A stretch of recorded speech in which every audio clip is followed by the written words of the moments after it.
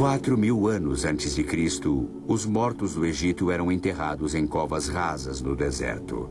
A areia quente e seca retirava naturalmente a umidade, prevenindo o crescimento de bactérias e a decomposição.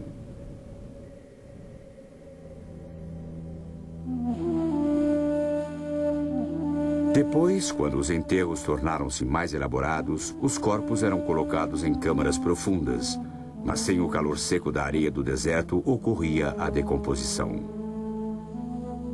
Para preservar o corpo, os egípcios imitaram a natureza e desenvolveram a arte da mumificação.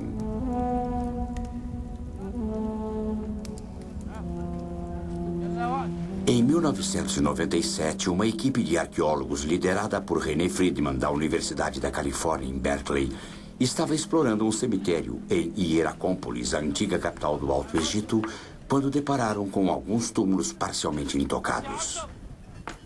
Apesar da maioria ter sido pilhada na antiguidade, os restos mortais estavam em notável condição. Um corpo de uma mulher adulta de 20 a 35 anos ainda estava coberto de esteiras e cercado por 7 potes de oferendas de alimentos. Ela morreu cerca de 3.500 anos antes de Cristo, e sua cabeça, mãos e braços tinham sido envoltos em estreitas faixas de linho. Até agora, é a mais antiga múmia artificialmente preservada conhecida, datada de 2950 a.C. Mas a descoberta de resina na pele e linho em alguns dos corpos em Hieracómpolis sugere que os egípcios estavam experimentando com a arte da mumificação cerca de 500 anos antes do que se imaginava.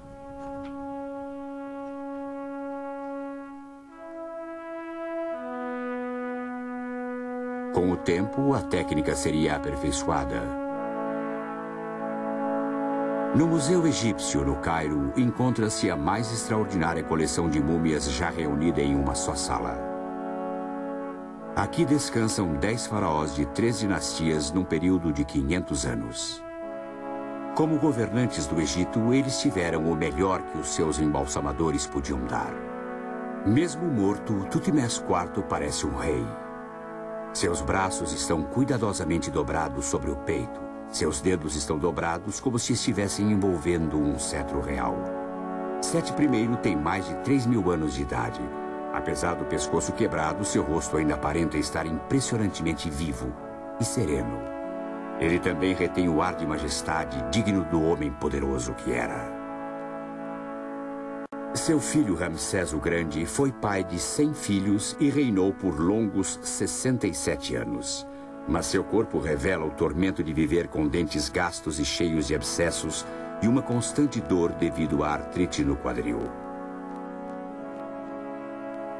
O corpo de Ramsés V está tão bem preservado que mantém até brotoejas de pequenas feridas atribuídas à varíola, uma mortífera doença virótica.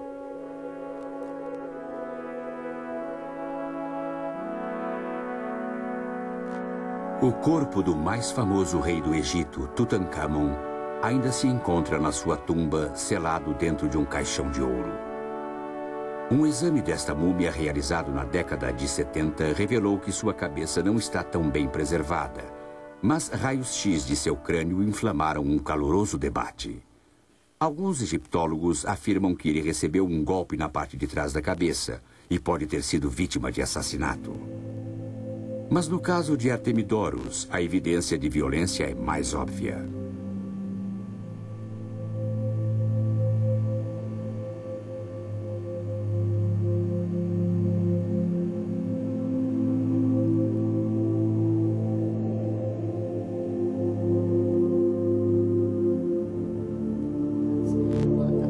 Enquanto olham as tomografias, Joyce Filler e Gus Aluzzi notam onduladas que costumam ser bem normais, não é? Não parece haver nenhum sinal de cicatrização. Parecem ser bem recentes, se eu posso colocar Exatamente. assim. O que você acha? Com certeza. Então deve ter acontecido muito próximo do momento da morte.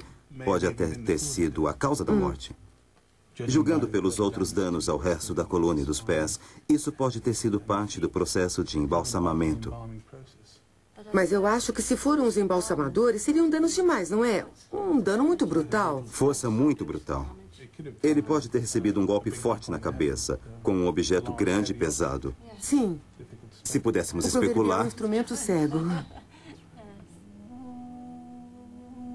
Se a múmia foi danificada durante o embalsamamento, embrulhá-la cobriria uma profusão de pecados.